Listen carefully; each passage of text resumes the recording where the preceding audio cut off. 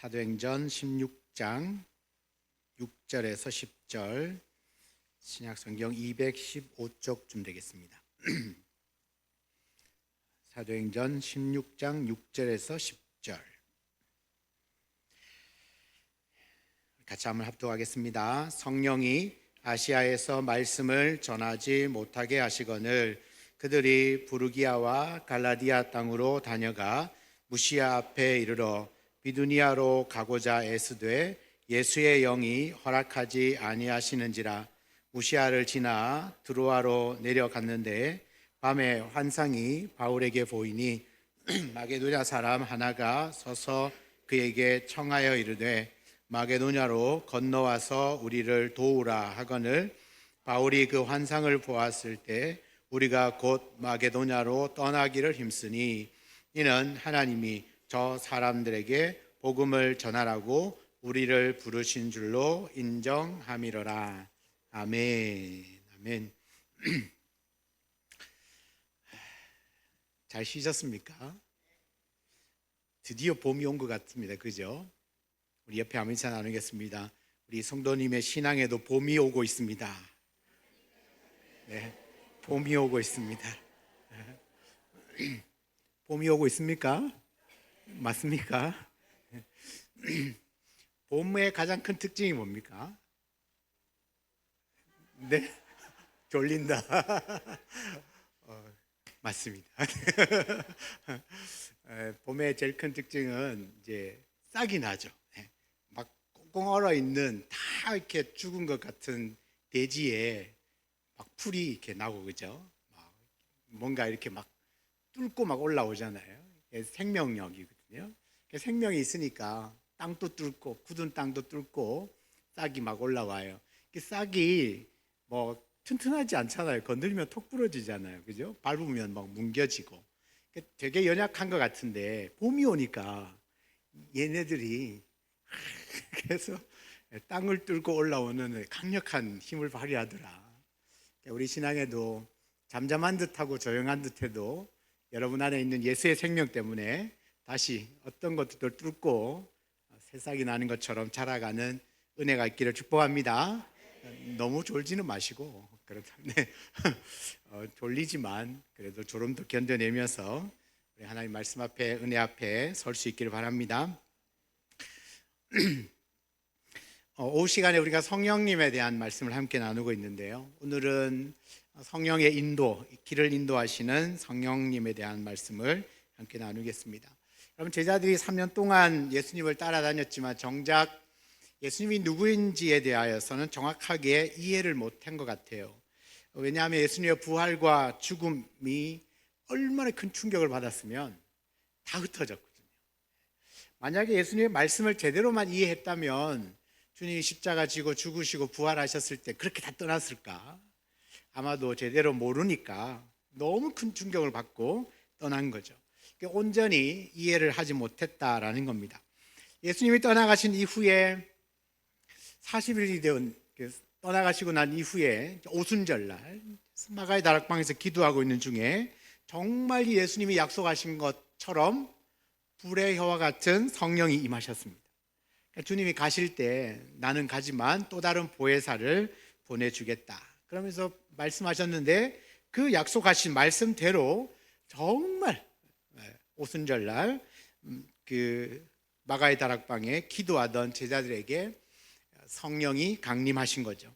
이 성령이 오셨습니다. 그랬더니 이 성령을 받은 사람들이요, 그때 비로소 예수님을 이해하고 그러면서 사람들이 바뀌기 시작해요. 말이 바뀌고 생각이 바뀌고 행동이 막 바뀌기 시작합니다. 옛날에는 도망갔는데 이젠 도망가지 않습니다. 예전에는 자기를 죽이려고 하는 그 로마 병사들이나 반대하는 세력들 때문에 도망다니고 겁나서 숨고 했었는데 성령을 받고 나니까 날 죽여라, 오히려 그냥 배째라 하면서 나오는 거예요. 더 담대하게 복음을 전합니다.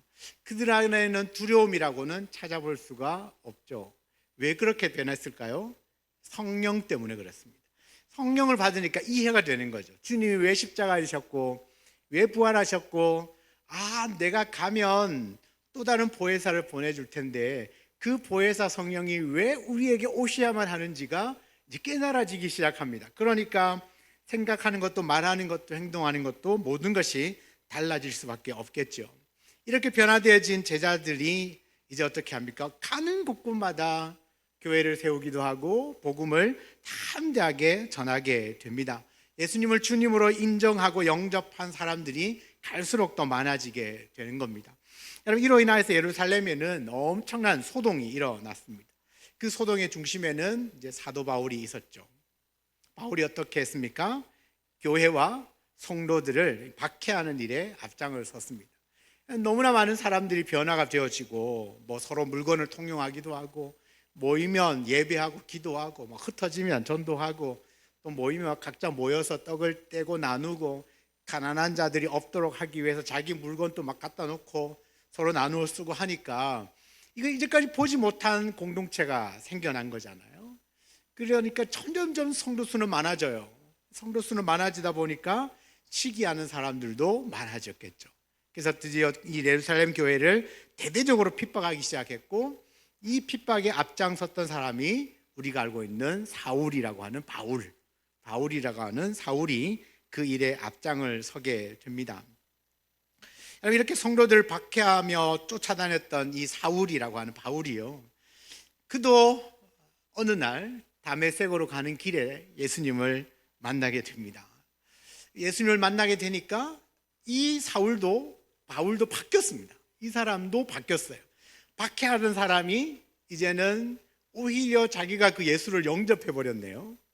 옛날에 예수 믿는 사람들을 막 박해했는데 이 예수를 만나고 난 이후에는 그는 이 예수를 믿는 사람이 되었고 예수를 전하는 사람이 되었습니다. 이 사건이 더 놀라운 사건이었습니다. 온 예루살렘을 발칵 뒤집어 놨어요. 아니, 어떻게 사울이 저렇게 바뀔 수가 있냐? 사울이 어떻게 저렇게 사람 안 바뀐다는데 쟤는 왜 바뀌었냐? 이런 사람들이 의문을 가지기 시작한 거죠. 한 사람의 인생을 송두리째 바꿔놓는 사건은 어떤 사건 때문입니까? 성령 사건 때문에 그렇습니다. 성령께서 그 사람을 만나주니까 성령이 임하시고 그 성령 받은 사람은 변화가 일어나기 시작하는 거예요. 안 바뀌는 게 기적입니다. 바뀌어야 됩니다. 이게 정상입니다.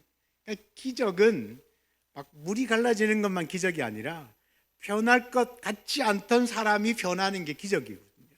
그런데 그 변화의 시작점에는 성령의 운행하심이 있습니다. 성령이 일하시기 시작하면 변화가 되기 시작합니다. 제일 먼저 생각이 바뀝니다. 그리고 말이 바뀌고 행동이 바뀝니다. 그리고 살아가는 삶의 방식들이 바뀌게 되고 가치관이 달라져요. 옛날에 내가 좋아했던 것이 아니라 주님이 좋아했던 것들로 변화되어지기 시작을 하는 겁니다. 예수를 만나기 전에는 바울은 어떻게 보면 예수님을 만나기 전에도 하나님을 믿었어요. 유대인들이 열심을 갖고 있었으니까 이 예수 믿는 사람들을 핍박했을 거 아니에요. 그러니까 예수를 만나기 전, 성령 받기 전에도 하나님을 믿고 있었고 그다음 만난 이후에도 하나님을 여전히 믿었습니다. 그렇다면 바울에게는 무엇이 과연 이의 삶을 이렇게 바꾸어 나왔는가? 그건 딱 하나로 그냥 성령 때문이다라고 말할 수밖에 없습니다. 그러니까 성령 받기 전에도 하나님을 믿고 있었고 성령을 받고 난 이후에 하나님을 믿었는데 이 믿음에 나타나는 결과물은 완전히 달라요.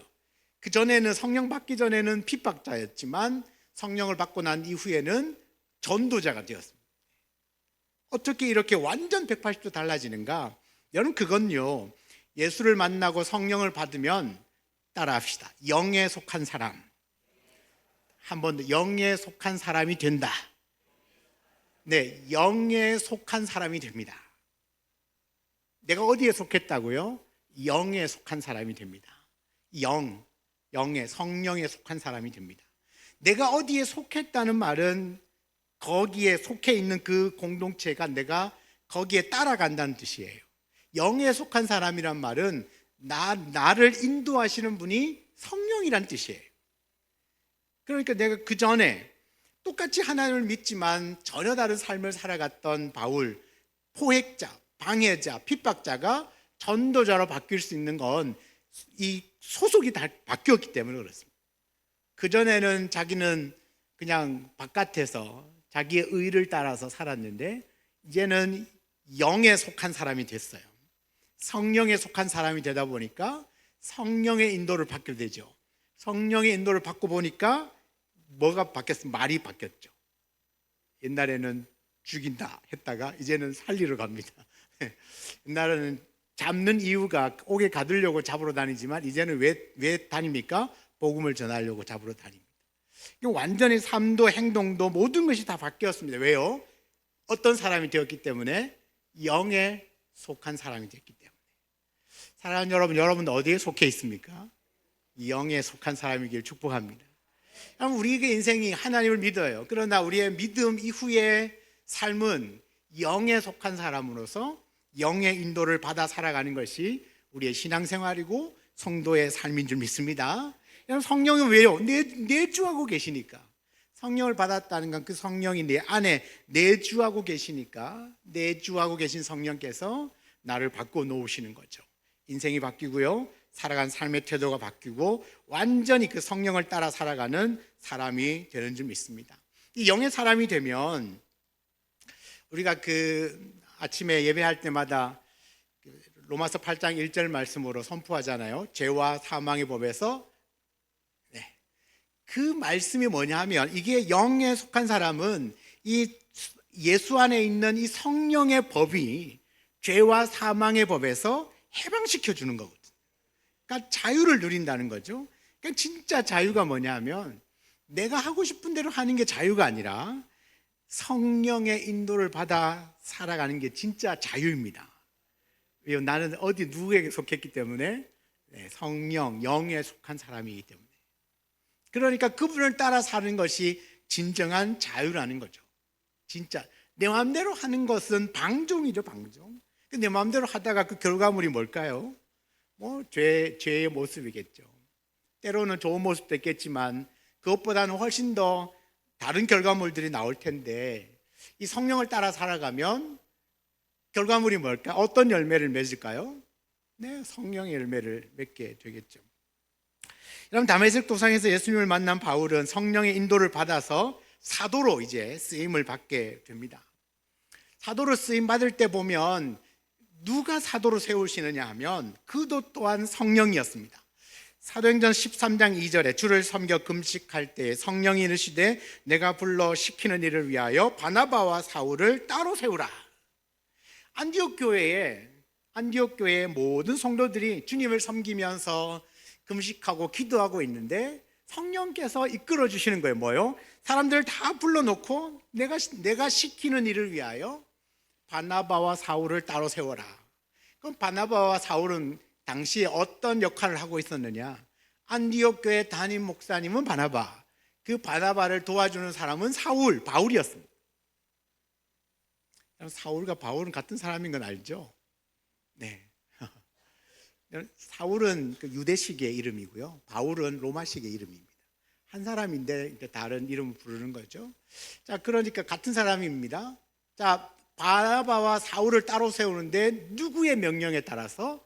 성령의 명령을 따라서. 성령께서 교회에 말씀하시는 거예요.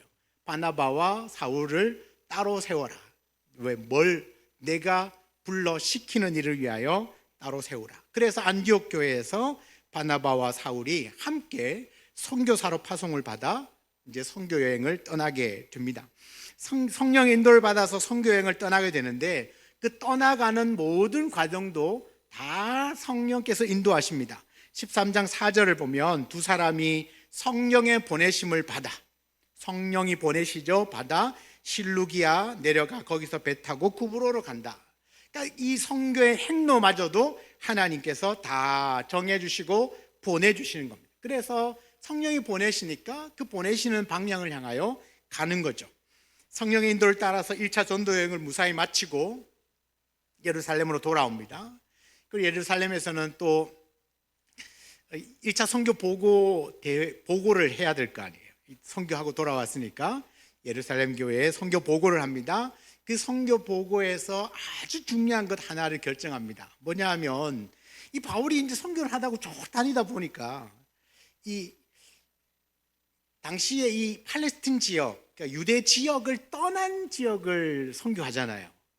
지금으로 하면 아마 시리아, 그 다음에 뭐 튀르키예, 뭐 이쪽 지역을 이렇게 쭉 돌아서 선교를 한단 말이에요. 그러니까 유대인의 입장에서는 이방인이잖아요. 그런데 복음을 전했더니 이방인이 예수를 믿는 거예요. 안 놀라시죠, 그죠? 네. 이방인인데 예수를 믿는 거예요. 그래서 이제 바울은 믿음도 있고 복음에 이렇게 사로잡혀 있으니까 뭐 그 사람들에게 복음도 전하고 예수 믿으라고 강권도 하고 막 했는데, 이제 문제가 뭐냐면 기존에 있는 유대인들의 생각이에요. 이 사람들은 예수를 믿으려면 뭘 해야 되냐? 할례 받아야 된다. 그 다음에 우상의 제물 먹으면 안 된다. 뭐 피 흘리면 안 된다. 이런 게 있어요. 그냥 야, 이거 이상하다. 이거 어떻게 해야 되나? 그러면 이방인이라도 복음을 받아들이는 사람은 할례받게 하자. 막 이런 이야기들이 막 회의에서 막 나왔어요. 그런데 결론을 어떻게 내렸냐면 이방인이라 하더라도 예수를 믿음으로 구원받는 것으로 확정지었어요. 그러니까 이 예루살렘 공의회의 확정이요, 이게 얼마나 위대한 확정이냐면, 그러니까 이 예루살렘 공회에서 이루어졌던 이 결정은 유대인, 이방인, 헬라인, 전 세계 그 어떤 사람, 어떤 민족도 예수를 믿음으로 구원받는다 라고 하는 진짜 진리를 확증시켜 준 거예요. 그래서 이 회의를 지나가면 그 다음부터는 모든 사람에게 이제 복음을 전해도 뭐 할례 받는 거 상관없고 세례 받는 거 상관없이 모두가 다 뭐죠? 예수를 믿으면 구원을 받는다라고 하는 이 진리를 선포하게 되고, 이 진리를 따라서 사람들이 예수를 믿기 시작하는 겁니다. 그러면 이 이야기는 누가 예수를 믿음으로 구원받는다는 확증을 시켜주신 걸까요? 성령님이십니다. 성령께서 선교 현장을 두루두루 살피면서 수많은 사람이 할례와 상관없이 세례 받는 것과 상관없이 예수를 믿더라는 거예요. 원래는 믿으면 안 돼. 근데 믿더라는 거예요. 이거 어떻게 된 일이냐? 바울의 결론은 이건 성령께서 하시는 일입니다.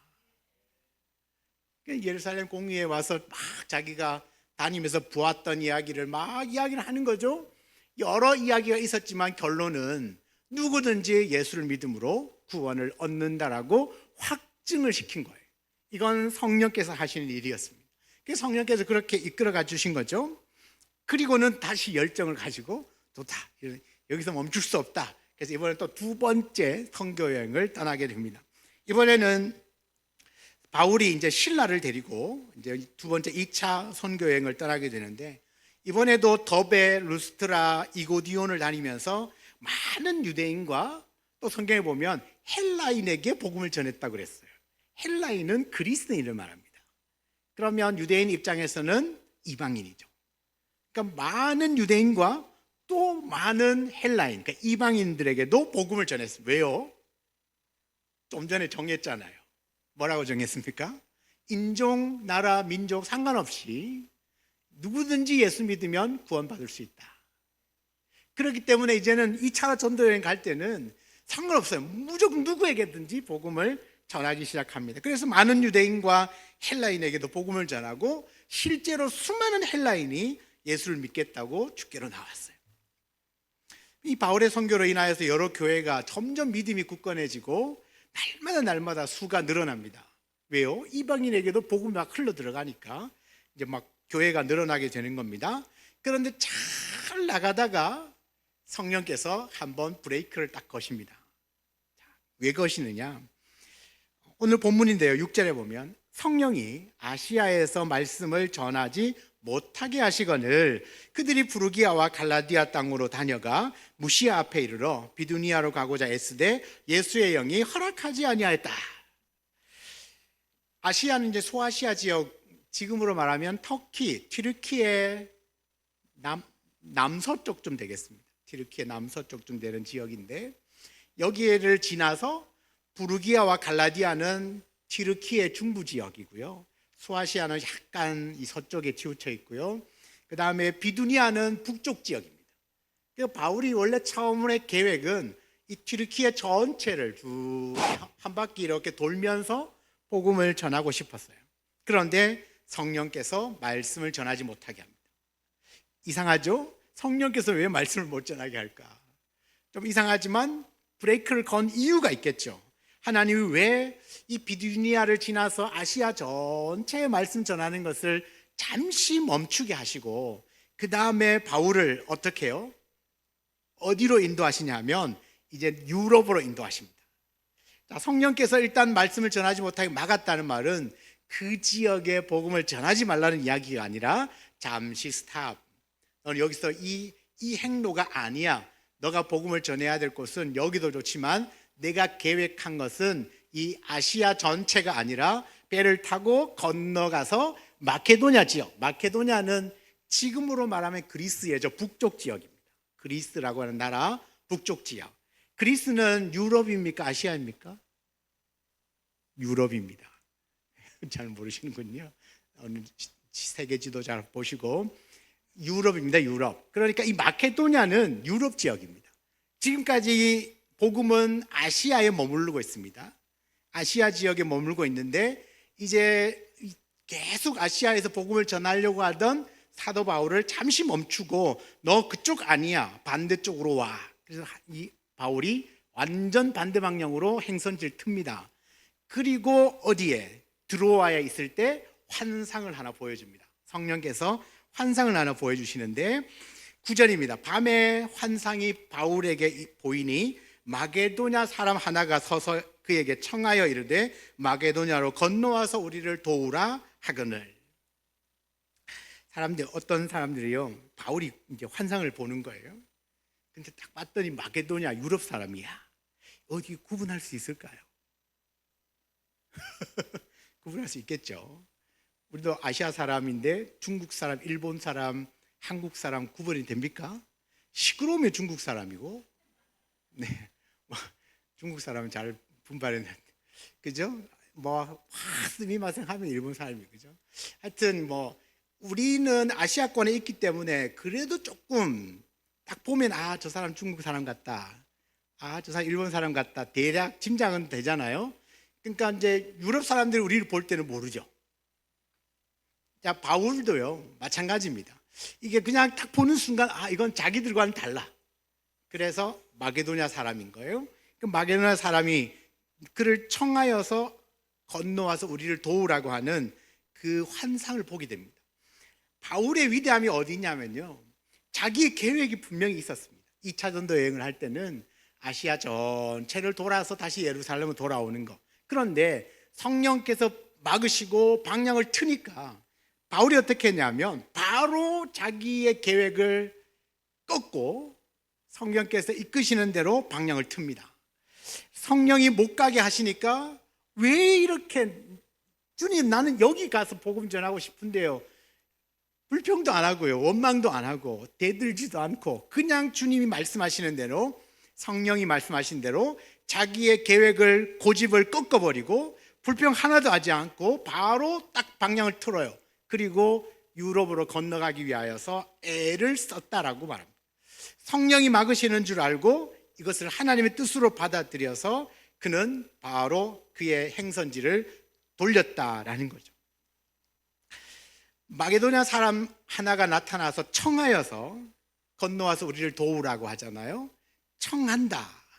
이 청한다는 말이 무슨 말이냐면요, 헬라어로 말하면 파라칼레오입니다. 파라칼레오에서 파생된 단어가 뭐냐면 파라클레토스가 뭐죠? 보혜사. 청한다는 말은 뭐냐, 그냥 말로만 도와주세요 이 정도가 아니라 우리 곁에 가까이 와서 우리를 좀 도와주세요, 그 의미를 담고 있는 게 청한다는 뜻입니다. 그러니까 마게도냐 사람이 청한 거죠. 어떻게 청해요? 우리에게 가까이 좀 와서 우리를 도와달라. 가까이 와서 도와달라. 그러니까 이 청한다는 말 안에 그 사람들의 생각 속에는 이 바울과 전도 일행들이 우리에게 좀 가까이 와서 도와줬으면 좋겠다. 그래서 이 바울과 이 선교 일행들이 건너가서 도와줍니다. 지금 파라클레토스 보혜사는 우리 가까이 오셔서 우리를 도와주시는 분입니다.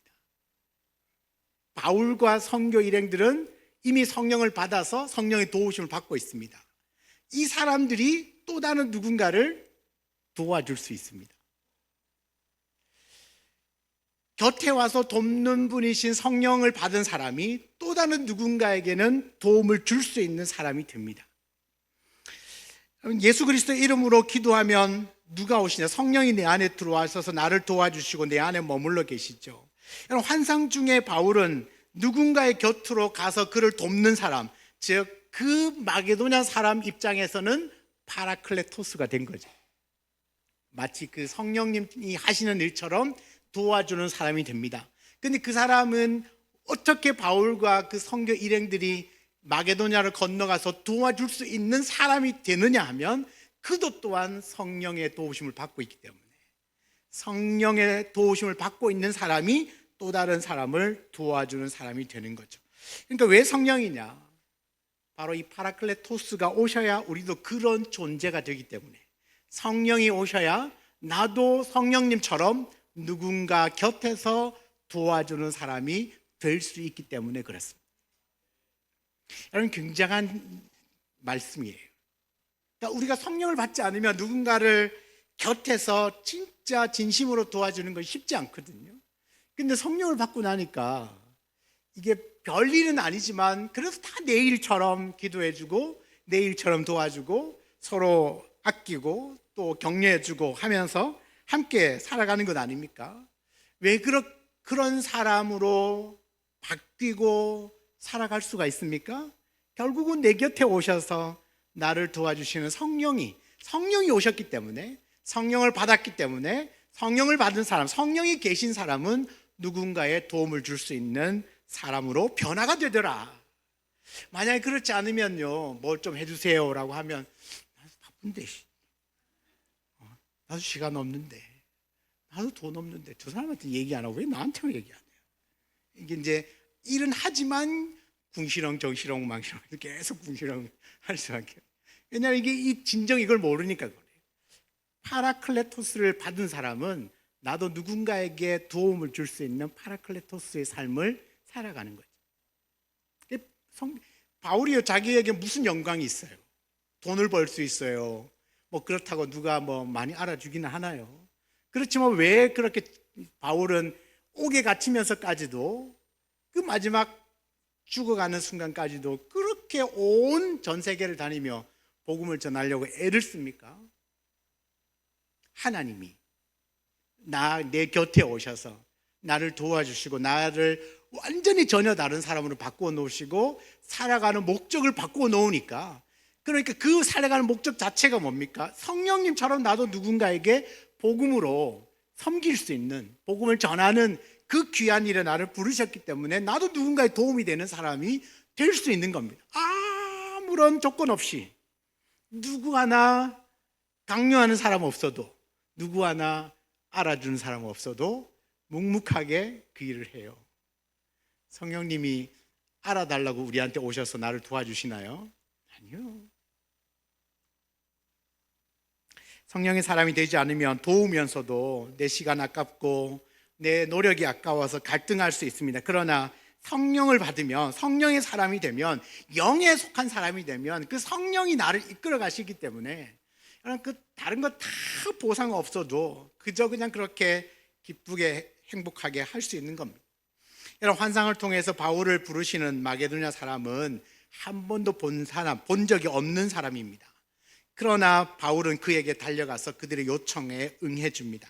어떻게 해요? 10절에 보시면 바울이 그 환상을 보았을 때 우리가 곧 마게도냐로 떠나기를 힘쓰니 이는 하나님이 저 사람들에게 복음을 전하라고 우리를 부르신 줄로 인정함이로라.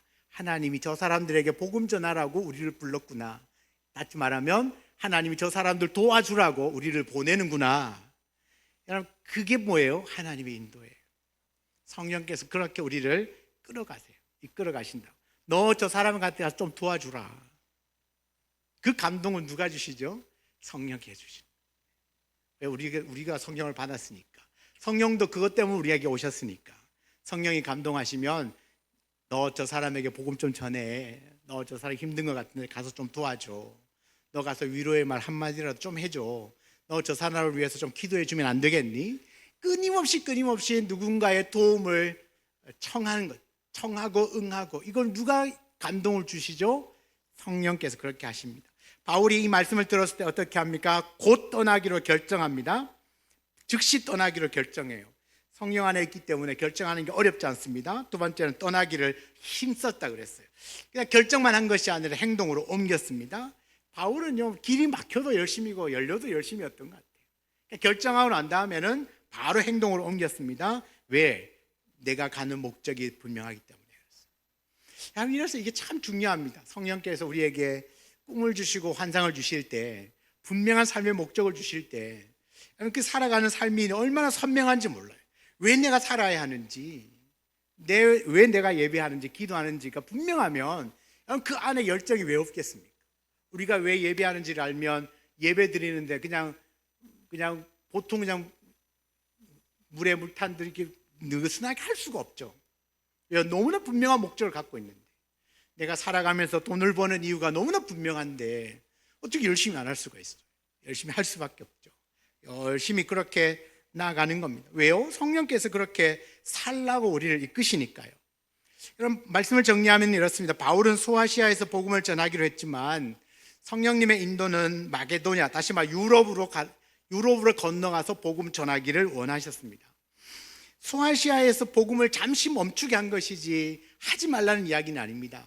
왜 가던 길을 잠시 멈추고 되돌리셨냐 하면 하나님은 바울을 통하여 전 세계 복음화를 원하셨기 때문에, 온 땅에 가서 복음 전하는 것을 원하셨기 때문에, 온 세계 열방에 복음을 전하게 하기 위하여서 아시아에, 네 동네에만 맴돌지 말고 떠나라는 거죠. 가서 전 세계 복음화를 위하여 너가 이 복음 좀 전했으면 좋겠다.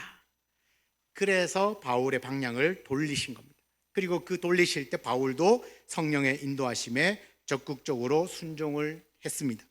하나님의 계획은 바울을 통하여서 아시아를 건너 유럽을 건너 전 세계 선교, 전 세계 복음화의 큰 그림을 그려 놓으셨고, 이 일의 첫 시작점을 바울로 선택하신 거죠. 그래서 바울은 전 세계 복음화의 첫 발을 내디딘 사람, 개척자이죠. 첫 발을 내디딘 사람이라고 볼 수 있습니다. 이 모든 것은 다 성령의 인도하심에 순종했기 때문에 이 위대한 역사가 가능해졌습니다. 바울은 길이 막혀도 돌아서지 않습니다. 멈추지 않습니다. 하나님께서 이끄시는 대로 이쪽 길이 막히면 다른 방향으로 가는 거죠. 왜냐하면 이쪽 길이 막혔다는 건 하나님이 지금 이 시점에 이거 원하지 않는 거니까. 막히면 멈추면 돼요. 그렇다고 나머지 일도 안 하면 아니죠. 바울은 멈추자마자 바로 드로아로 내려갔어요. 반대 방향으로. 이 길 아니야? 반대 방향으로 갔어요. 그 자리에서 하나님 환상을 보여주시고 빨리 보따리 싸가지고 마게도나를 건너갑니다. 그러니까 착착착 일들이 진행이 되어지죠. 그러면 여러분, 아시아에 복음 전하는 게 실제로 막힌 겁니까? 막히지 않는 겁니까? 막히지 않는 거죠. 물길이 돌아갔을 뿐이지 절대로 말씀 복음이 전해지는 것은 막힘은 없습니다. 성령께서 왜 막겠습니까? 더 전파되게 하시겠죠. 그러니까 우리가 살아가는 동안에도 늘 성령께 민감하게 반응하면 성령께서는 바울처럼 우리를 인도해 주실 겁니다. 생각하십시오. 나는 영에 속한 사람이다. 나는 영에 속한 사람이고 그 성령은 내 안에 늘 계신다. 그래서 내가 그 성령의 음성, 성령 인도하심에 민감하면 하나님이 지금도 바울처럼 이끄실 거예요.